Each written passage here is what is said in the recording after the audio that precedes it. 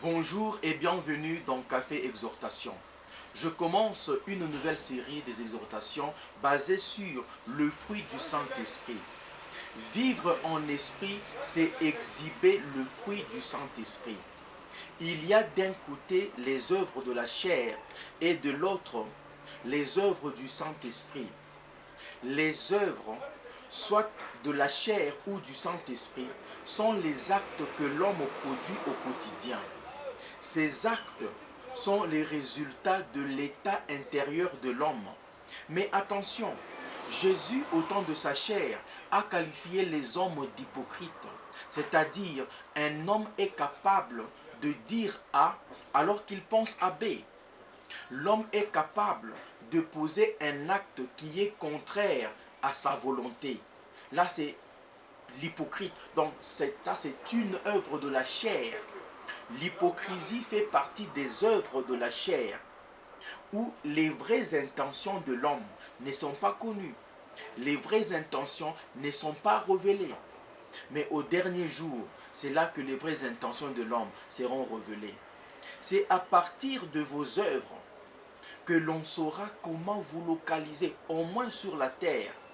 Et au cours de cette nouvelle série de Café Exhortation, je vais partager avec vous l'épître de Saint Paul aux Galates à son 5e chapitre, du verset ou des versets 22 et 23.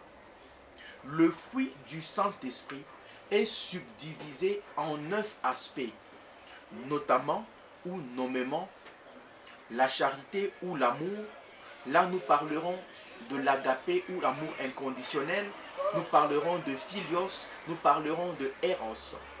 La joie, deuxième fruit, la jouissance pour notre salut. La paix, c'est le testament de Christ à son Église. La patience ou la longanimité, c'est pour nous permettre de savourer le produit du pays. La serviabilité, ça c'est la qualité pour être serviteur de Dieu, pour être ministre de Dieu dans l'église locale. La bonté comme 6e fruit, c'est dans nos rapports de tous les jours. La confiance dans les autres, 7e fruit, c'est pour garantir la stabilité dans nos relations à tous les niveaux de la vie.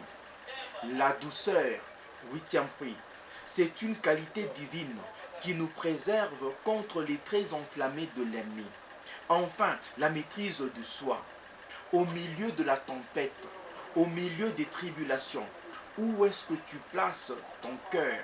Où est-ce que tu places ta confiance? Dieu veut que tu aies ta foi en lui. Bien-aimé, contre de telles choses, la loi n'est pas contre. C'est Café Exhortation, bien-aimé. Je vous souhaite de le savourer et que Dieu bénisse. Merci.